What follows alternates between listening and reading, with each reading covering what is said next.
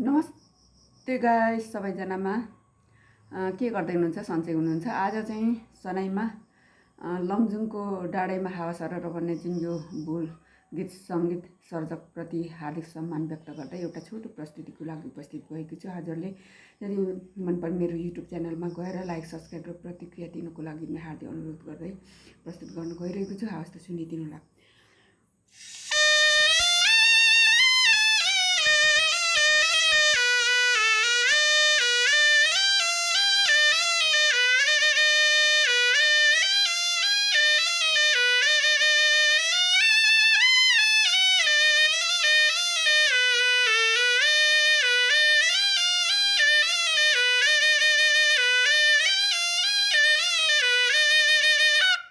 धन्यवाद। हजुरलाई कस्तो लाग्छ?